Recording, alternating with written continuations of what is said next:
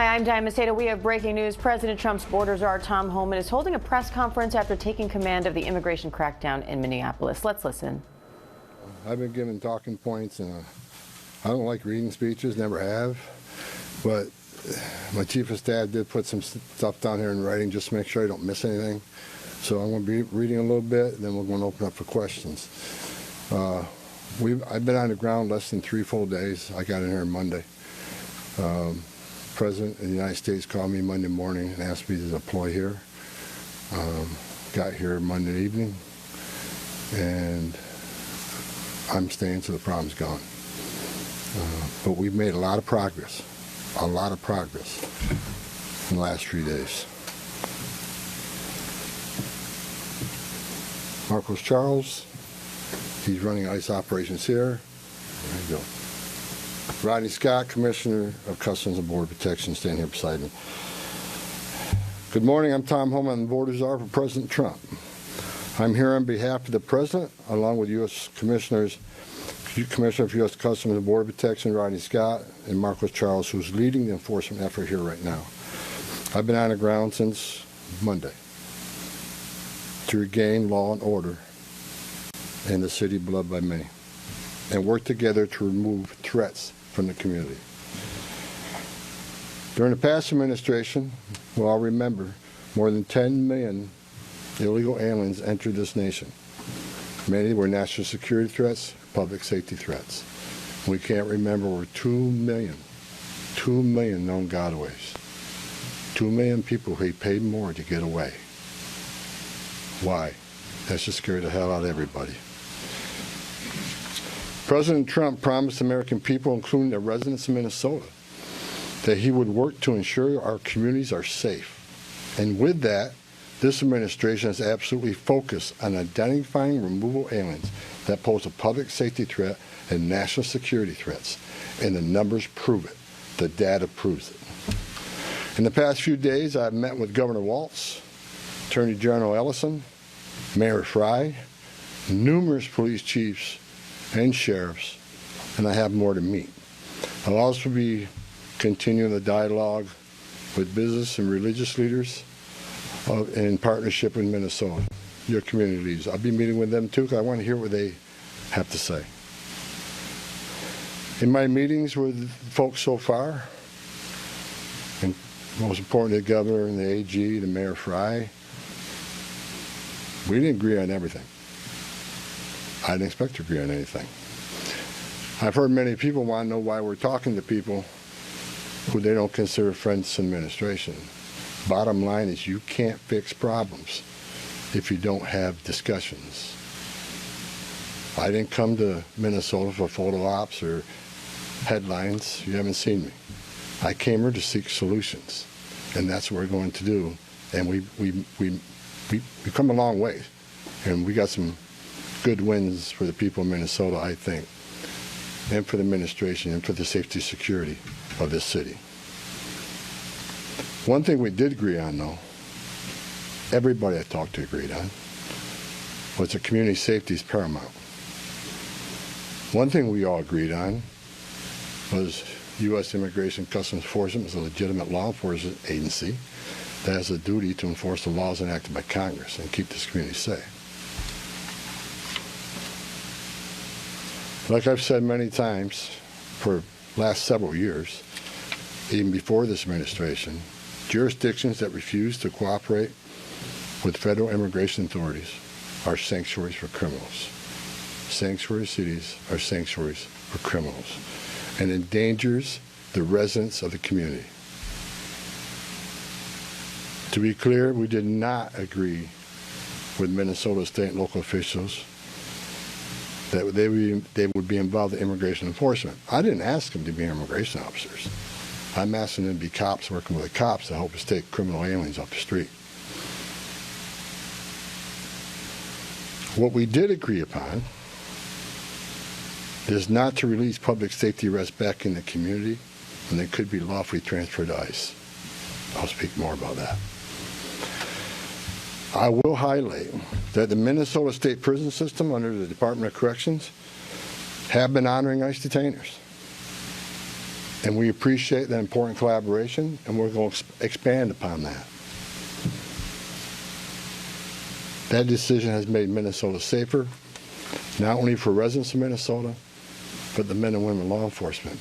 Not just ICE, all law enforcement. Rather than arresting the same public safety threat, significant public safety threat over and over again, they agree to work with us to identify those people and remove them. I'm also pleased to announce I had a very good meeting with Attorney General Ellison, and he has clarified for me that county jails may notify ICE of the release dates of criminal public safety risks so ICE can take custody of them upon the release from the jail. And let me tell you why that's important. I know people are a lot concerned about the manpower has been set in law enforcement manpower. Look, I've said this many times before. I've said it for the last several years. Give us access to the illegal alien public safety threat and the safety and security of a jail. It's common sense. It's safer for the community, it's safer for the agent, and it's safer for the alien. Because anything can happen on a street arrest. It just makes common sense. And for the people that argue, well, we're a welcoming community because we want victims and witnesses of crime that are here illegally to feel safe to come to police without fear they're working with ICE, we're not going to talk to the victim and witness of crime. There's no problem there. They should feel safe to come to police and ask for help. All we want is to talk to the person that local and state law enforcement authorities locked in a jail cell. They chose to lock this person up. That's who we want to talk to, the public safety threat. So the argument is that protects victim witnesses of crime. It's a bunch of crap. Victims and witnesses of crime don't want the bad guy back in their neighborhood either. So great progress with the Attorney General and local sheriffs. And one thing, when we have these agreements, it takes less law enforcement agents to do the job. One agent can arrest one bad guy in the safety and security of a jail where he's behind the wire. We know we don't have weapons. But when you normally release that public safety threat, illegal alien back in the community, we have a job to do. We're going to arrest him. So we're going to find him. And what happens is now we got to arrest somebody on his turf. We have access to who knows what weapons. Now we got to send the whole team out. Cover the back door, cover the front door, officer safety reasons. Then because of the hateful rhetoric and the attacks on ICE officers, now we got to send a security team behind the arrest team. So what could have been done with one person in a safety and security jail, now we got 15, 16 people out there doing it. I know that causes stress in the community. So if we get these agreements in place, that means less agents on the street. More agents in the jail means less agents in the street. This is common sense cooperation that allows us to draw down on the number of people we have here. Yes, I said it. Draw down the number of people here. Because we have the efficiency and safety of the jails and the prison. Matter of fact, I have staff from CBP and from ICE working on a draw-down plan. What does that look like based on the cooperation? What does that look like based on how many targets we have left to find? In my meetings with Governor Walz, AG Ellison, and Mayor Fry, as well as state and local law enforcement, again, I appreciate they all acknowledge that we do have federal immigration laws in this country that have been passed by Congress, and that ICE is in fact a legitimate law enforcement agency charged with enforcing those laws. We're not making this up, folks. ICE is enforcing laws enacted by Congress. They're a federal statute. That said, I'm not here because the federal government has carried this mission out perfectly. First thing I said to senior staff when I walked in here, This is what I told you earlier. I didn't come here looking for photo ops or headlines. I come here looking for solutions. I do not want to hear that everything's been done here has been perfect. Nothing's ever perfect. Anything can be improved on. And what we've been working on is making this operation safer, more efficient, by the book. The mission is going to improve because of the changes we're making internally. No agency or organization is perfect, and President Trump and I, along with others in the administration, have recognized that certain improvements could and should be made. That's exactly what I'm doing here. As such, in meetings I've had with federal law enforcement managers, including ICE and CBP and other federal partners, as well as state and local officials, I have conveyed the President's expectations with regard to federal immigration enforcement efforts.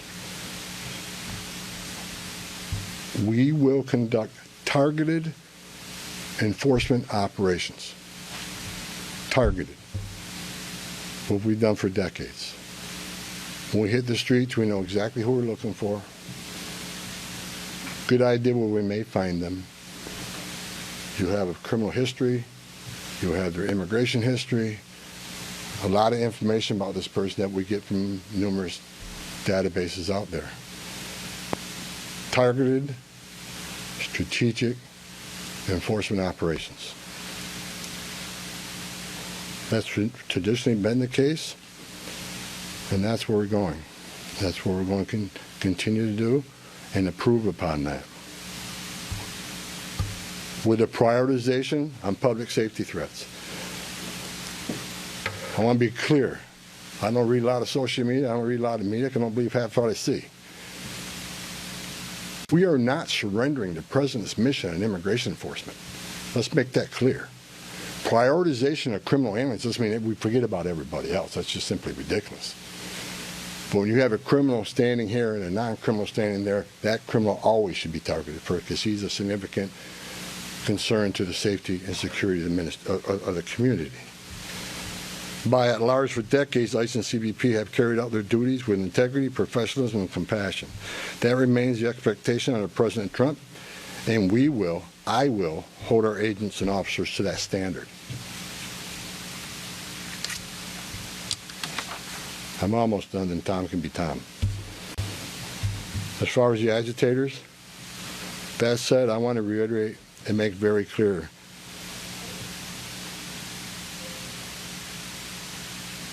I want to make it clear, ICE and CBP officers are performing their duties in a challenging environment under tremendous circumstances, but they're trying to do it with professionalism.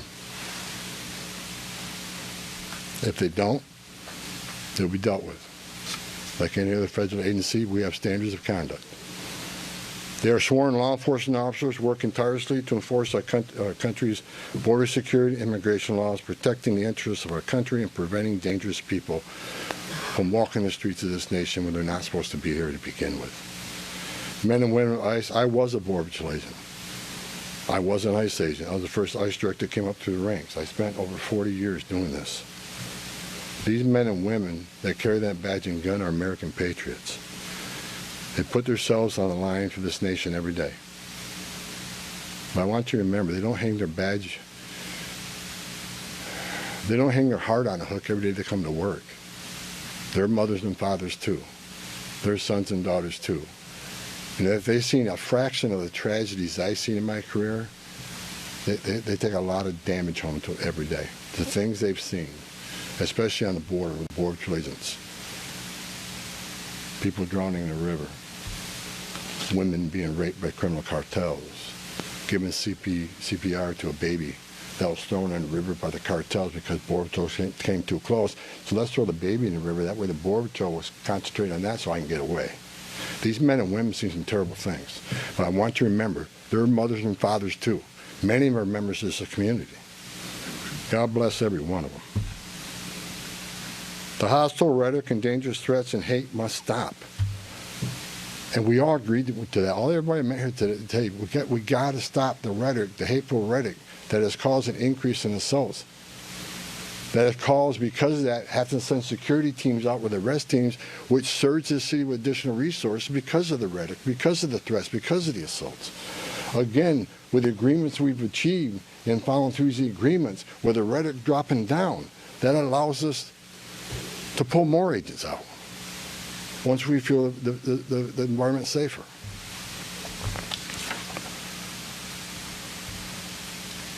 I begged for the last 2 months on TV for the rhetoric to stop. I said in March, if the rhetoric didn't stop, there's going to be bloodshed. And there has been. I wish I wasn't right. I don't want to see anybody die.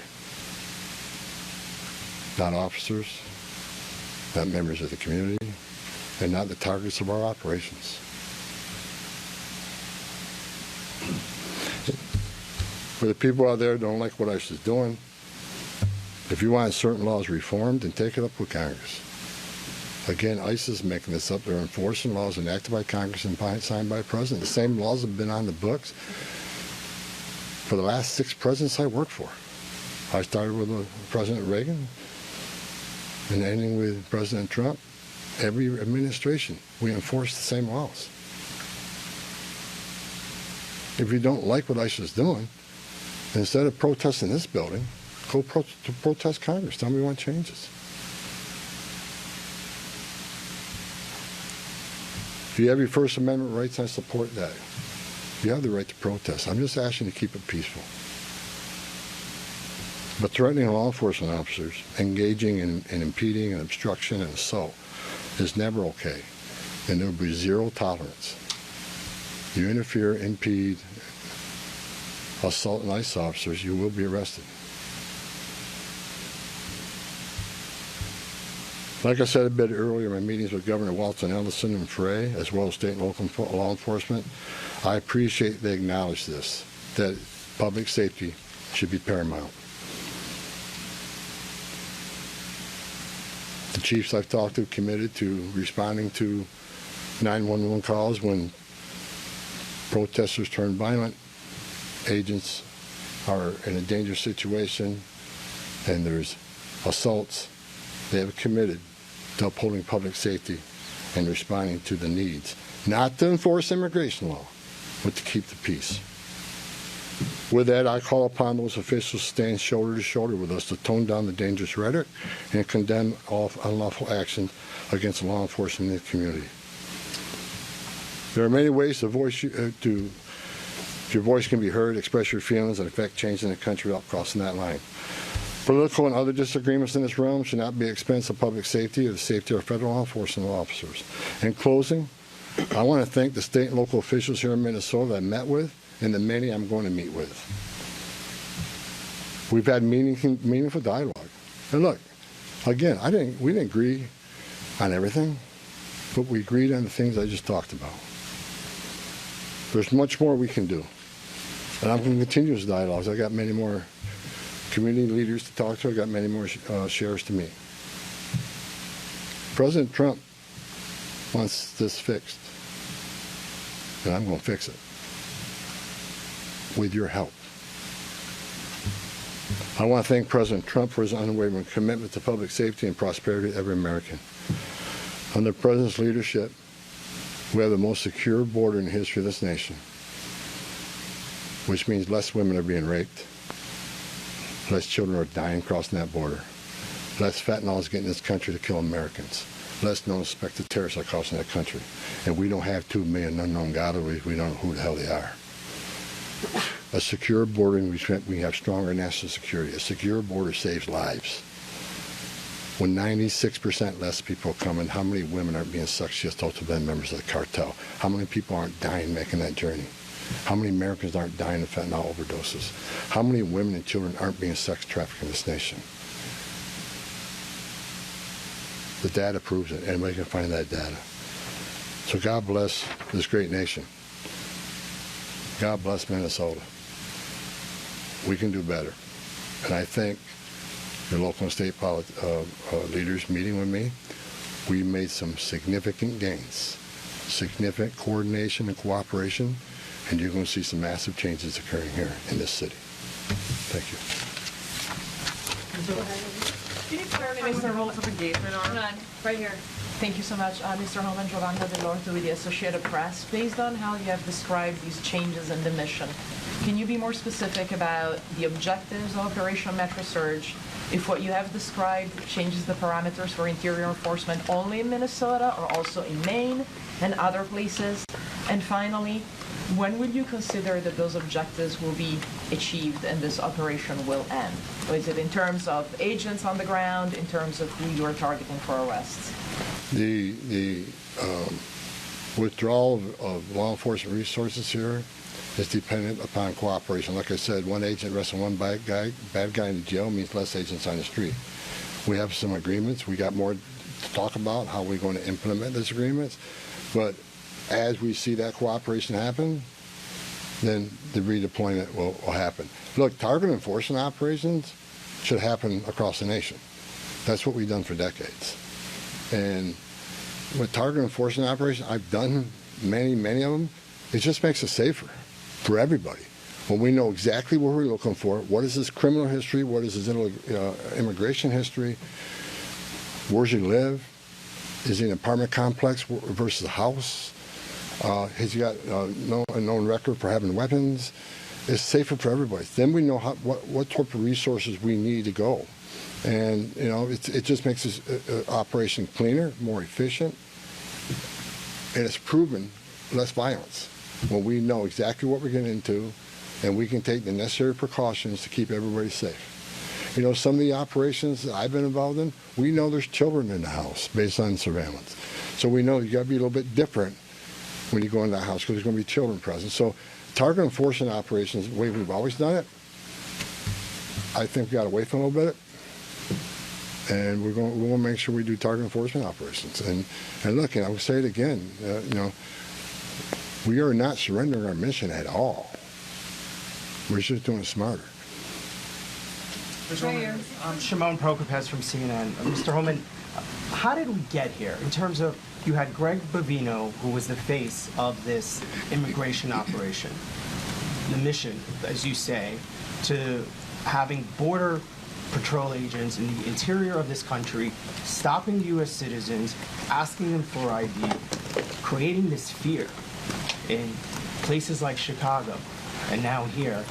And then finally, it took really the death of Alex Petty for us to get here. How did that happen? Who made the decisions to allow this kind of operation to proceed in this way and to create such fear?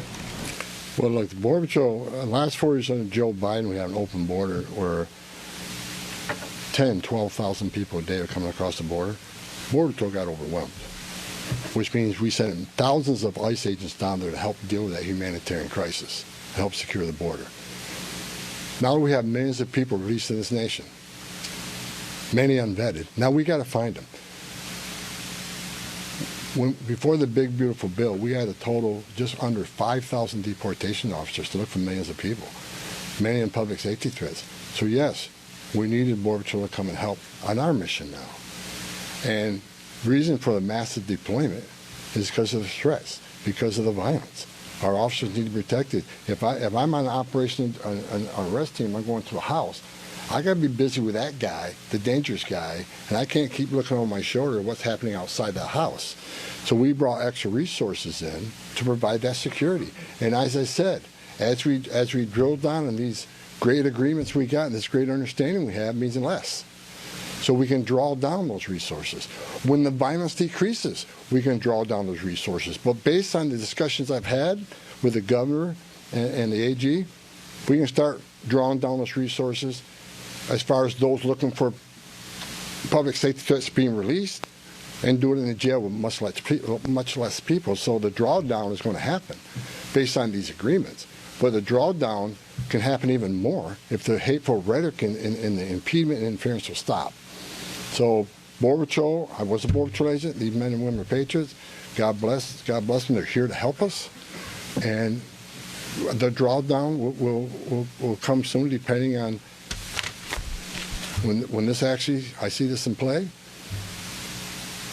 But the agreements to have a loan is going to cause a significant drawdown. So you're going to see a drawdown. Follow up just on a Ben, personal go ahead. question. Just on a personal. Go ahead, Ben. You've been doing this Ben, for go 40 ahead. years. Just Tom a Homan. follow up. Ben, go ahead. No. First off, Ben Burquam, Real America's Voice News. On behalf of the American people, I just want to say thank you to you and to all of the agents that are putting their lives on the line to go after the people that were allowed in the last administration. We watched that happen in the media, the honest media, covered up by many of the media that are behind me. We want to say thank you, and to all the men and women that are out there. Can you talk to us about what's being done with the leadership on these signal chats, on these WhatsApp chats that are organizing the attacks against you, the obstruction against you? Are we going to be arresting those individuals as well? And to the folks out there in America that voted for this, that want mass deportations because they saw a mass invasion under Joe Biden, what would you say to them? How are we going to get to that point? Well, first of all, about the organization and the funding of the attacks on ICE. I'm not going to answer a lot about that because I'm not going to show our hand, but they'll be held accountable. Justice is coming. Again, we got to all remember why the question from CNN, why are we here? What started this? 4 years of an open border where millions of people are letting this country unvetted. Remember, let's not forget, for 4 years, we were told the border was secure. 4 years, we were told the border was secure. And we all knew it wasn't. And I want this to be a positive thing we're doing here today. I also want to remember the politicians are continually attacking us. Where were they the last 4 years when the number of women and children sex trafficking went all-time high? Where were they when 250,000 Americans died from fentanyl coming across the border? Where were they when women and children are dying making that journey?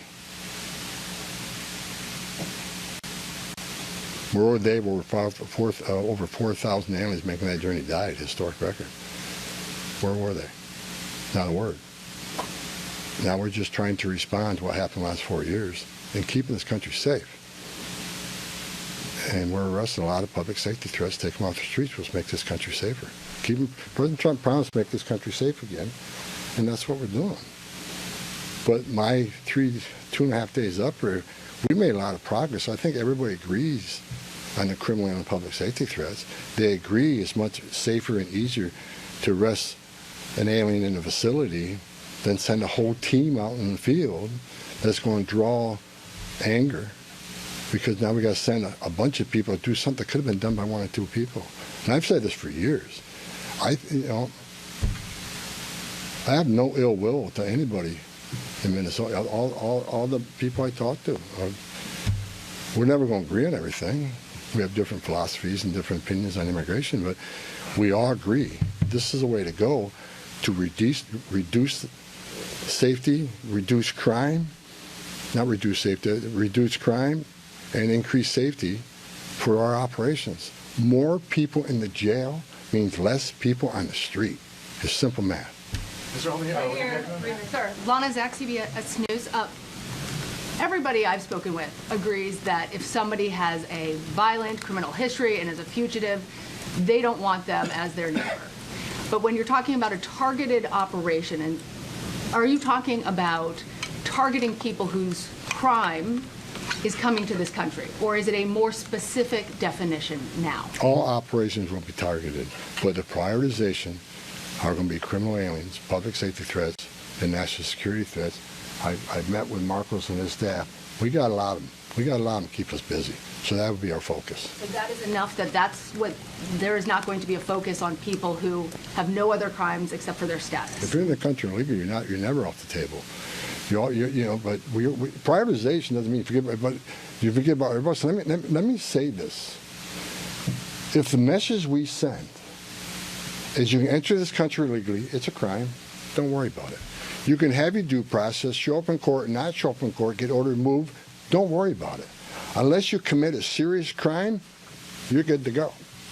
If that's the message we send to the world, you're never going to fix this problem. The most vulnerable people in the world will make that dangerous journey like they did under the Joe Biden administration. Over 4,000 aliens died making that journey. And again, a significant increase in sex trafficking, because when they did that and opened those borders up saying, we're not going to detain you, we're going to give you free health care, we're going to fly you to the city of your choice, put you in a free hotel room, give you 3 meals a day, and give you work authorization, we're just going to bring you in.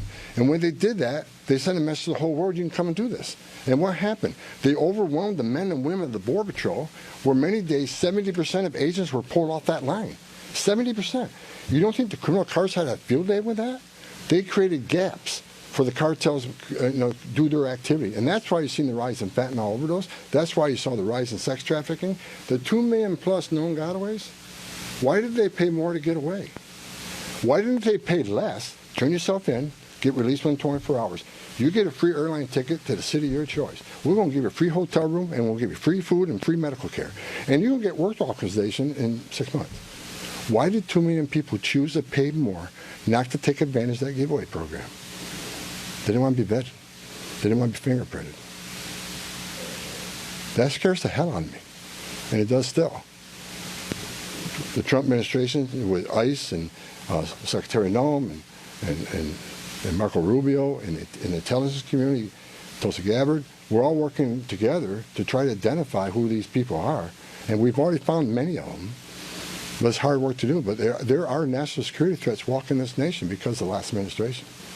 And they are one of our main priorities, too. Thank you. Can you please be specific about how many ICE and how many Border Patrol agents are currently operating in the state? I think we're near 3,000. There's been some rotations. Another thing I witnessed when I came here, I'll share this with you. I met with a lot of people, a lot of the agents. They've been in theater. Some of these people have been in theater for 8 months. So there's going to be rotations of personnel. Hopefully less now that we have some agreements. Maybe we can make it more efficient and safe. But they've been in theater a long time, and so there's rotations happen all the time to get people out of here and go home, get some rest, and see their families. Day after day, you can't eat in restaurants. Day after day, having people spit on you and blow whistles at you. Day after day, having all these threats at you. Day after day, having people trying to interfere with you. Day after day, they're human. So we've got to rotate these people, and we've already rotated some. But my main focus now is drawdown, based upon the great conversations I've had with your state and local leaders. Again, I'm not a fool. I'm not walking away without seeing this put in place. But I take the word of the people I met with. I think they're honest, and I think they're good brokers, that they want public safety protected, and they also want what's happening in the city to go away. And that's my goal. Last question in the back. Similar Newsmax. The new video of Alex Preddy is now circulating. Your reaction to that, and do you think law enforcement could have played a role if, like, let's say, Minneapolis police were able to respond to that? Have those top law enforcement officials said they'll help or do anything to help these agents who are out here? I'm not going to comment on any of these shootings. I said from day one, I said on any of these shootings, as a career law enforcement officer, we'll let the investigation roll out. Let the investigation play out, and let it go where it goes. I'm not going to come out and make any comments that I think is right, wrong. Do I have an opinion? Yeah, my personal opinion, but I'm not going to share that with you. I'm going to tell you to let the investigation play out and see where it goes. But again, the president, one of the words he said to me when I came up here, he said he didn't want to see anybody die. The less interference, the less rhetoric, the less, I have buried Border Patrol agents and I buried ICE agents throughout my career, and the saddest thing I've ever done is hold hand a folded flag to a wife or a child. I don't want to see anybody die, even the people we're looking for. I don't want to see anybody die. And despite what people think of Tom Homan, I say a prayer every night that everybody goes home safe. This isn't good. But I think my conversations the last 2.5 days are leading us to a safer community, letting ICE officers operate in the safety and security of a jail more than on the street. I think anybody here with common sense would say it's safer to arrest a public safety threat and the safety and security of a jail. And let me tell you, what is that going to result in? Less collateral arrests. When we go find that bad guy, when we find that bad guy, many times it's with others. Well, guess what? They're in the country illegally. We're going to force immigration law. They're coming too. You want less collateral arrest? Less in the jail. But we're going to force immigration law. For the people to say we're here to surrender our authority and the mission of enforcing immigration law, you are wrong. We're going to do target enforcement operations, and we're going to prioritize the public safety threats and national security threats.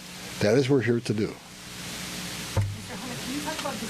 Sir, no more questions. Go ahead. No more questions, guys. Thank you.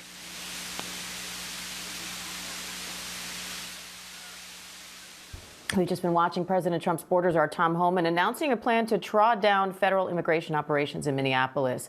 Homan says after meeting with state and local leaders and law enforcement, they've agreed to notify ICE of people in their jails, or at least those who are public safety threats and who are also in the country illegally, so ICE can take custody of them.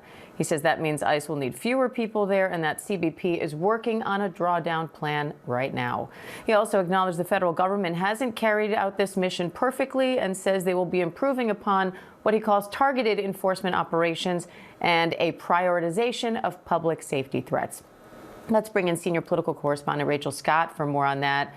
Hi, Rachel. How do the targeted operations that Homan's describing here compare to what was happening in Minnesota before this? Yeah, and this is a big key difference. Look, when I was talking to sources within the administration about what is going to be different when it comes to Tom Homan being in charge versus Homeland Security Secretary Kristi Noem, one source pointed out to me that Homan has been a fierce defender of targeted operations, meaning that administration officials, ICE agents, select who they are going to go after, and they have an intended target. They know where that person is, and then they carry out that operation. I embedded it with ICE just a few months ago, and I got to see this firsthand. They knew exactly where the person was staying. They arrived at their residence, and then they removed that person and arrested them and detained them. Now, Homan was very clear. He said, if you are in the country illegally, if you are here and you are not supposed to be here, you are not off the table. So he's making that very clear as well. But this is different than what we have seen been carried out so far. We have all seen these images and these videos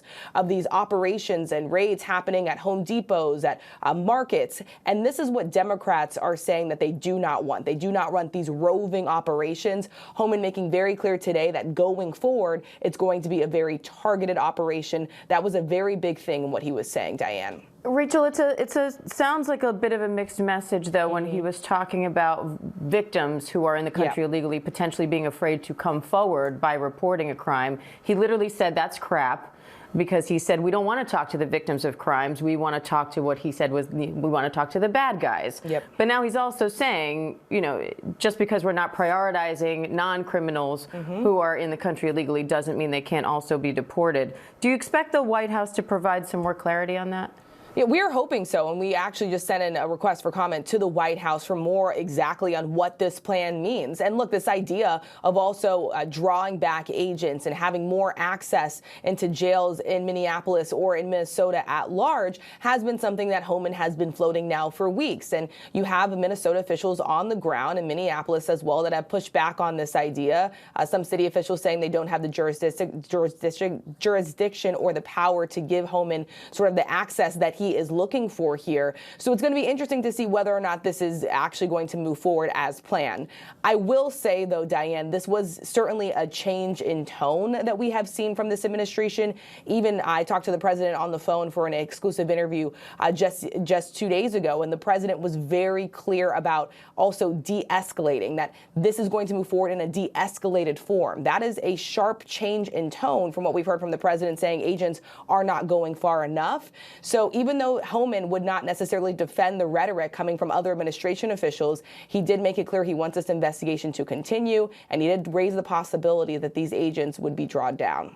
And I want to bring in Chief Justice Correspondent Pierre Thomas, too, because, Pierre, we heard Homan outline some cooperation between state and now county officials with the federal government when it comes to turning over detainees who he called public safety threats. So how does that process work? Well, what he's talking about is that when undocumented people are arrested for significant crimes, felonies, they end up going to prison, and they're held in local jails. And what he's getting at is that once the terms are done, once the prison term is done, once the jail time is done, they want to be in a better position, according to Homan, to have information about those people so that the moment that they're released, the ICE and/or Border Patrol can pick them up right then and there. Now, what we have to wait and see is what is the exact number of people are we talking about? Are we talking about thousands of people, hundreds of people? And in theory, what he's saying is that if you can get the people before they're released, there's less pressure on the community, and he believes that it will result in fewer people that ICE and Border Patrol need on the streets to actually make these arrests. But you're right, Diane, to point out that once those priority targets are done, the people who are here who may have not committed any crime, but other than being here illegally in the government's eyes, those people will still be targets at some point. And I want to bring in Matt Rivers, who's there in Minneapolis right now. Matt, what are you hearing from state and local officials about these changes? Nothing yet, given that this press conference just happened, Diane. We're still reaching out to local officials to ask about some of these changes. I think we need to really highlight something here, though. We've been hearing about targeted immigration enforcement forever. That's what they've been saying that they've been doing here from the start. They always call it targeted enforcement operations. What we're actually seeing on the ground is blanket enforcement. What we are seeing on the ground, I spoke to the valet at the hotel this morning who parks cars. He's a Somali American. He's a U.S. citizen. He told me he has been pulled over at least 10 times since this has started. Why is he getting pulled over? On suspicion of not being a citizen, he says it's because he is black. That is the kind of thing that we're seeing on the streets here over and over and over again. Not targeted, random. And so the question that I have that didn't get answered at this press conference is those sorts of stops going to stop? Is the traffic stops going to stop? Is the random pulling over of cars on the street going to stop? Is pulling people who are just walking down the street going to stop in lieu of these targeted immigration enforcement operations? That's what we don't know yet, but I think that's the really important distinction that we need to be making here. They've always called it targeted enforcement operations, but we haven't actually seen that here on the ground. We've seen some targeting, but we've also seen a lot of random people getting pulled over as well. So I think that's what I'm going to be looking for moving forward here is Homan says there's going to be changes, but will there actually be changes here on the ground? He also acknowledged that the federal government hasn't conducted this perfectly. He said, I'm not here because everything here was perfect. And he talked about improving upon that targeted enforcement with prioritization of public safety risks. And so given how much time you've spent there, you've seen these protests, you've talked to protesters, how much of a difference, if what he is describing ends up happening, that they focus on public safety risks and people in jails that they can detain directly, how much of a difference do you think that would make to the unrest in the city right now?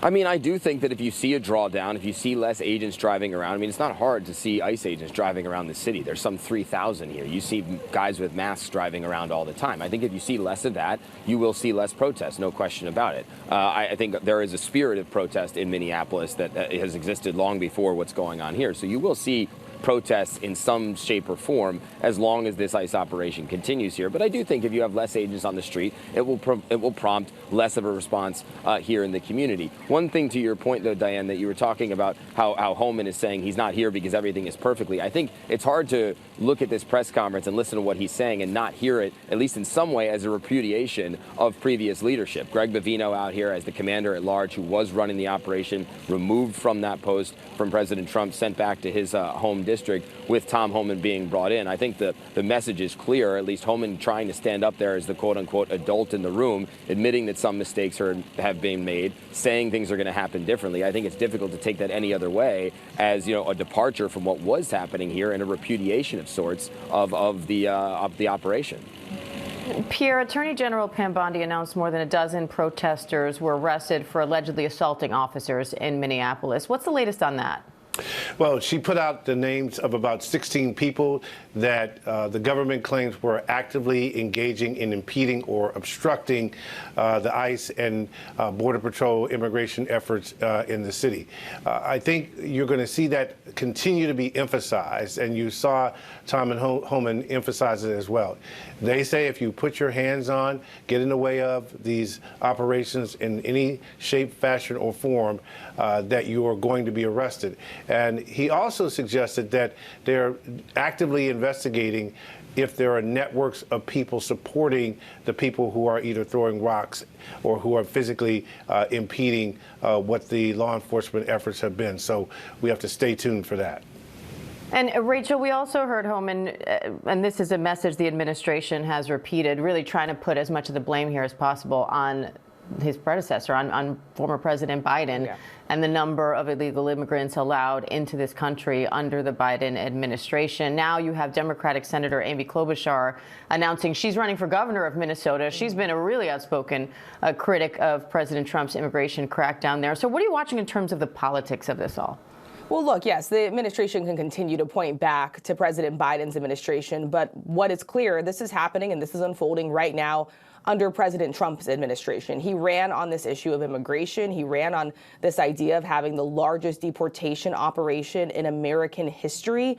And this is what we are seeing play out on the streets of Minneapolis, and not just in Minneapolis, but also in other parts of this country as well. And this is what Americans are seeing with their own eyes, captured on video. And so it's not just Democrats who are speaking out, raising concerns about what is unfolding in the way these ICE agents and federal agents are carrying out these operations.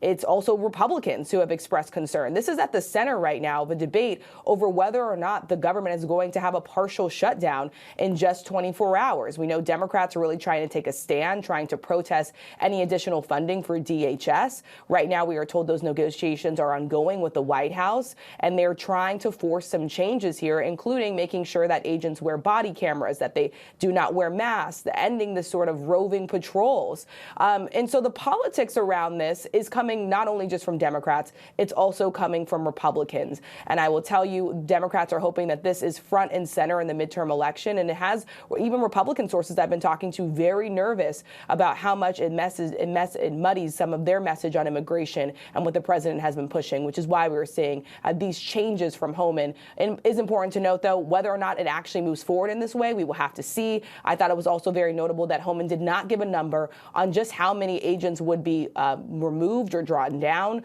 from the area of Minneapolis, and also the larger impacts that could happen across the country as well. And Rachel, you anticipated my next point there to Pierre, which is, Pierre, we saw Homan, literally point to the people standing behind him and say these CBP employees are working on a drawdown plan, but he didn't provide many details about that. So what are you watching for next now? Well, the key will be what he predicted. Number one, how many undocumented felons and people who have been charged are actually in the local jails. Those are the in the prisons. Those are the priorities. How many have been released? And can they get some cooperation from the police in their mind that when they do some of these targeted enforcement, to be there to keep the peace with people who may be protesting. So he used the word everything is contingent upon what he actually sees in terms of the ability to get people from jails and prisons. And he said the numbers would reflect what he's actually seeing. And he said, quote, he'll be there until he gets some semblance of what the evidence on the ground actually is.